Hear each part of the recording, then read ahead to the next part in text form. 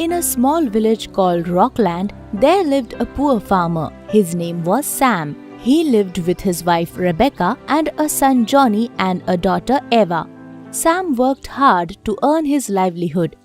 One day, Sam was working when he felt dizzy. He lost his consciousness and was hurt badly.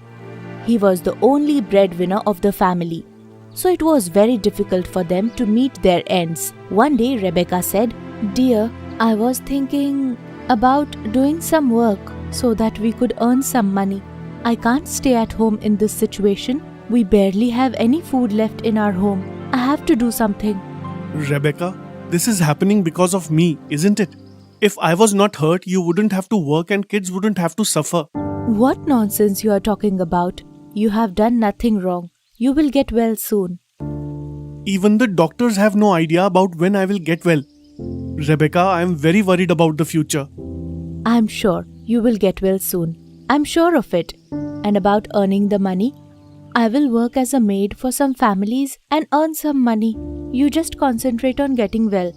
Now I will go and see if someone is hiring. Then Rebecca left the home and went to one family for finding work. She rang the bell on the door, and a lady opened the door. She asked, "Who are you? What do you want?" "Ma'am, my name is Rebecca and I live across the corner. I am in need of a job and I wondered if you have any work for me. That's why I came here." "What type of work you can do?" "Cleaning, washing, laundry and cooking. I can do all the household chores. Ma'am, I will do anything you want me to do." "I only need a maid to do cleaning and washing. Will you do it? I will pay 1,000 for a month. I won't give you more." "That's okay. I will do it. I will come at the same time every day and I will not disappoint you." And hence, the next day, she started the work. She also found some more houses to work in. She worked hard all day and would earn 5,000 per month. Rebecca was very happy that she was earning now, but it still wasn't enough for her family. So, she would bring home the food that was left behind and give it to her family. In this way, they were living their life. The food that was useless for those families was precious to Rebecca's family. She would filter and give the edible food to her children. 1 month had passed this way. Rebecca was now doing well. All of those families were satisfied with her work. One day her mistress Emily said to her, "Rebecca, a lot of yesterday's food has been left. Will you take it with you?" "Yes, ma'am, I will definitely take it." Then Rebecca put all the food in a container and put it in her bag neatly. After finishing her house chores, she went home. They loved the food and ate it till their bellies were full. From that day onwards, it became a routine. Every day there was something left and Rebecca would ask her mistress and then took the food home. Now, the rainy season had started. Rebecca was still working. But one day, she was late for work. So all of her mistresses started shouting at her. Only Emily did not get angry with her. Emily asked, "Rebecca, aren't you feeling well? If you are sick, then you can take a leave." "Ma'am, poor people have no luxury of taking leave. If we don't work for a day, then we don't get food to eat." Saying this, Rebecca started doing her work. A few days later, Emily asked Rebecca about her family. But Rebecca did not tell her about her situation. This surprised Emily. By then, Sam was able to sit by himself and could walk with the help of a stick. But he was not fully recovered. He would take care of the children. He narrated his children different stories and chatted with them on different topics. One day, when Rebecca was going for her work, it started raining. She did not have an umbrella, but she still tried to save herself from rain and rushed for the work.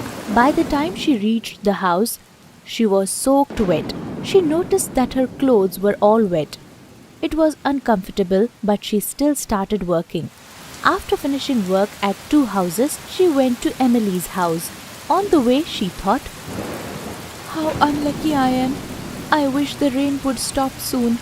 I don't have money to buy an umbrella. What should I do?"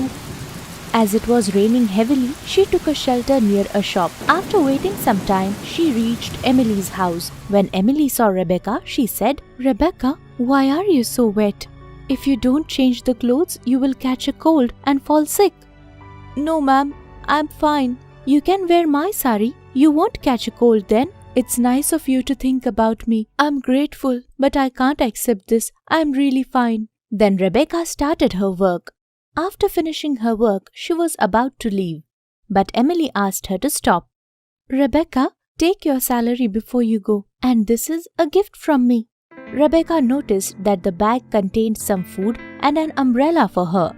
Her eyes teared up due to this kindness. She said, Ma'am, this was not necessary. I can't accept this. This umbrella is a gift from me, and the food is for your kids. Here, and this is your salary. Take it. Okay, ma'am. Thank you very much. I should leave now. Then Rebecca left for home. This time Emily decided to follow her to home, so she started following her. At home, kids were worried about their mother. Papa, when will mother come home? We are very hungry. Ava, she will come soon. She might have done some extra work, that is why she's late.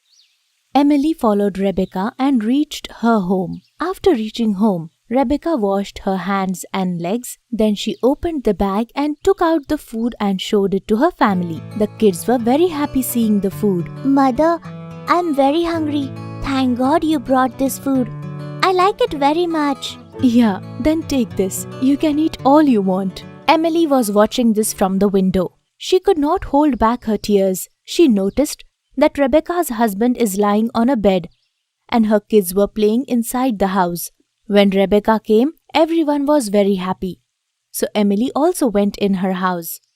Rebecca? When Rebecca heard Emily's voice, she turned back. She saw Emily standing there. So she asked, Ma'am, what are you doing here? Please come, have a seat. Rebecca, you are facing so many problems in your life. You just kept working.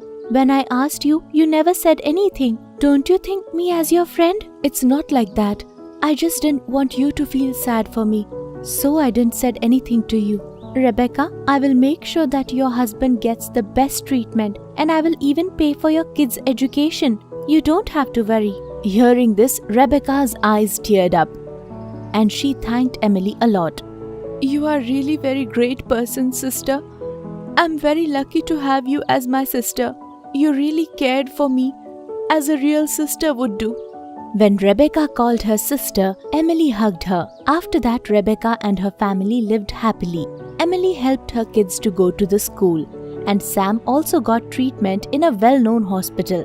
After some days, he recovered and started working again. There are many such laborers in our country who never tell us their stories, but they suffer a lot. This is a reality. You can't fight hunger. Everybody works to satisfy their hunger. We have no idea about how many families are suffering like this. So, we have to help them in any way we can. This story teaches us that we should not consider any work less respectable and should donate the leftover food to someone who needs it. We should not waste food and always help people in need.